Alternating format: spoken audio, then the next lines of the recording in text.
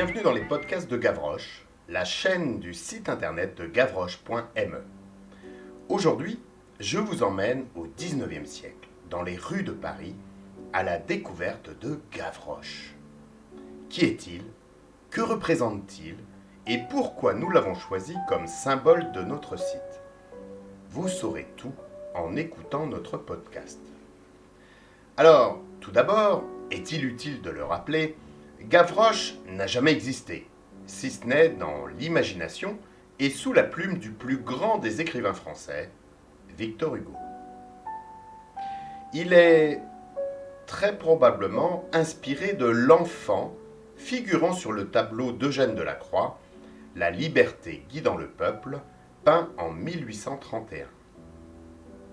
Il prend vie dans le plus célèbre roman de Victor Hugo, Les Misérables, qui prend les traits d'un enfant des rues de Paris.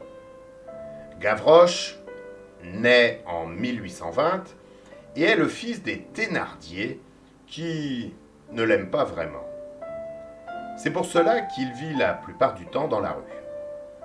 Il ne voit sa famille que très rarement, même s'il aidera quand même son père à s'évader de prison. Gavroche connaît bien la bande des malfaiteurs Patron Minette, à qui ses parents font régulièrement appel pour de mauvais coups. Il meurt le 6 juin 1832, peu après sa sœur Éponine, près de la même barricade de la rue de la Chanvrerie pendant l'insurrection républicaine. Il tentait alors de récupérer des cartouches non brûlées pour ses camarades insurgés en chantant une célèbre chanson qu'il n'aura malheureusement pas le temps d'achever. Écoutons un petit peu les mots de Victor Hugo. Gavroche avait pris un panier à bouteilles dans le cabaret, était sorti par la coupure et était paisiblement occupé à vider dans son panier les gibernes pleines de cartouches des gardes nationaux tués sur le talus de la Redoute. Et d'un bond, il s'enfonça dans la rue. Une vingtaine de morts gisaient çà et là dans toute la longueur de la rue, sur le pavé. Une vingtaine de gibernes pour Gavroche, une provision de cartouches pour la barricade. La fumée était dans la rue comme un brouillard. De là, un obscurcissement graduel qui blêmissait même le plein jour. Cet obscurcissement, probablement voulu et calculé par les chefs qui devaient diriger l'assaut de la barricade, fut utile à Gavroche. Sous les plis de ce voile de fumée, et grâce à sa petitesse, il put s'avancer assez loin dans la rue sans être vu. Il dévalisa les 7 ou 8 premières gibernes sans grand danger. Il rampait à plat ventre, galopait à 4 pattes, prenait son panier aux dents, se tordait, glissait, ondulait, serpentait d'un mort à l'autre.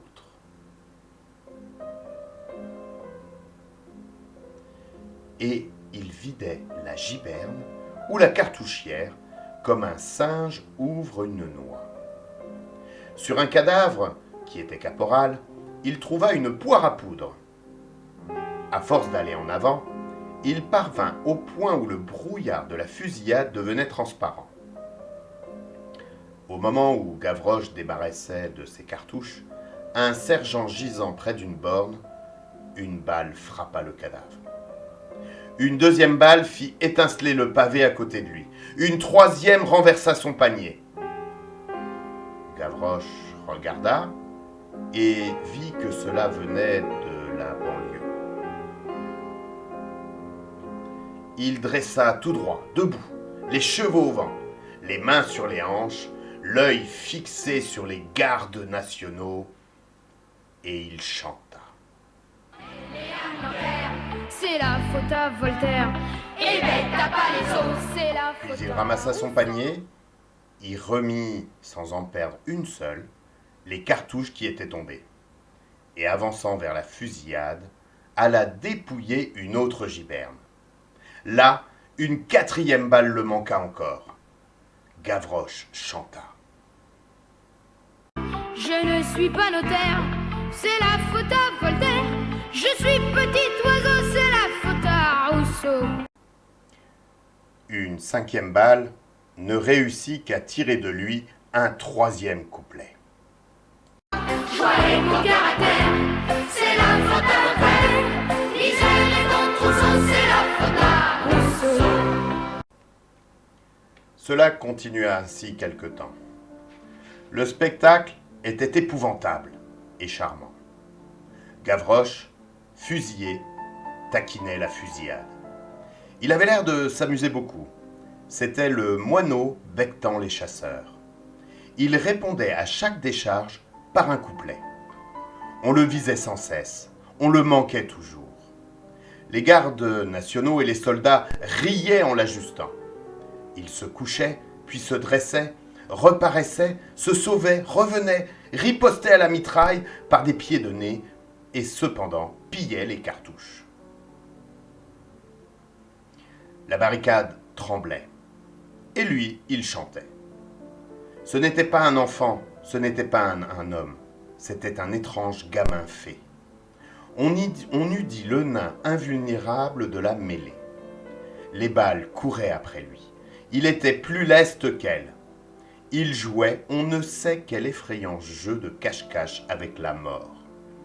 Chaque fois que la face camarade du spectre s'approchait, le gamin lui donnait une pichenette. Une balle pourtant mieux ajustée, ou plus traître, finit par atteindre l'enfant feu follet. On vit Gavroche chanceler, puis il s'affaissa. Toute la barricade poussa un cri. Mais il y avait de l'anté dans ce pygmée. Pour le gamin toucher le pavé, c'est comme pour le géant toucher la terre.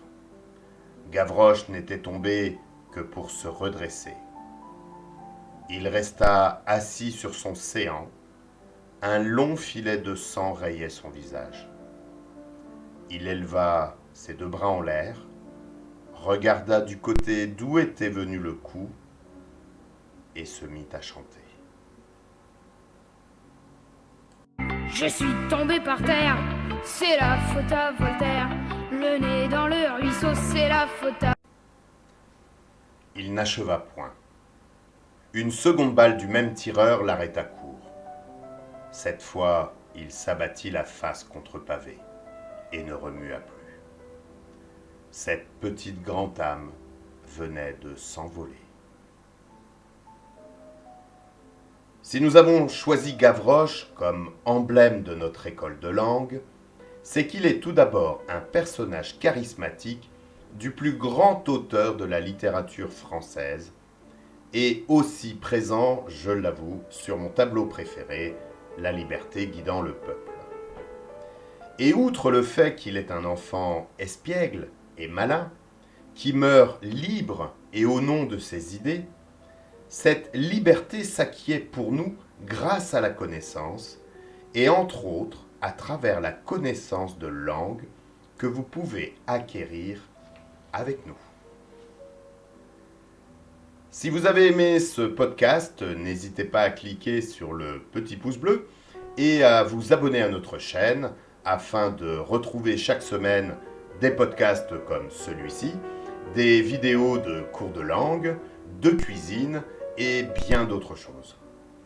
N'hésitez pas également à vous abonner à nos réseaux sociaux comme Facebook, Instagram, ainsi qu'à visiter notre site gavroche.me.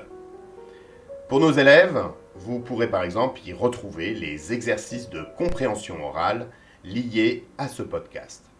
Et moi je vous dis maintenant à bientôt sur Gavroche.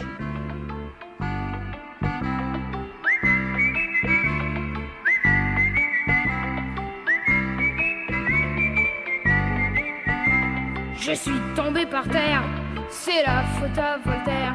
Le nez dans le ruisseau, c'est la faute à Rousseau. Je ne suis pas notaire, c'est la faute à Voltaire. Je suis petit oiseau, c'est la faute à Rousseau. Il est tombé par terre, c'est la faute à Voltaire. Le nez dans le ruisseau, c'est la faute à Rousseau. Si tu n'es pas notaire,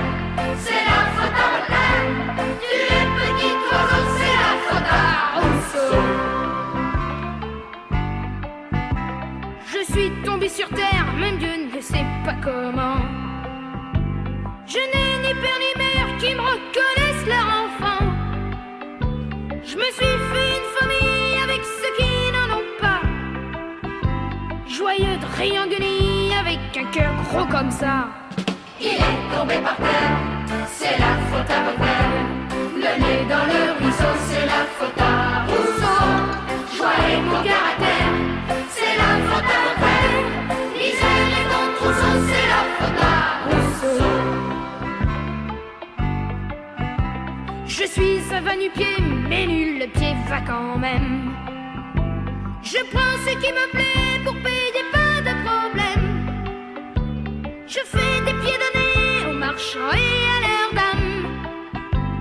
Et pour te rattraper, il leur faut plus l'agenda. On me connaît partout de Clignancourt à Belleville. Je suis aimé partout sauf par les sergents de ville. Je vis de ce qui vient et de ce qui ne vient pas, sans savoir à l'avance le menu du prochain repas. Misère et mon trousseau, C'est la faute à Rousseau. On est né à Nanterre, c'est la faute à Voltaire. et bête t'as pas les os. C'est la faute à Rousseau. Si tu n'es pas notaire,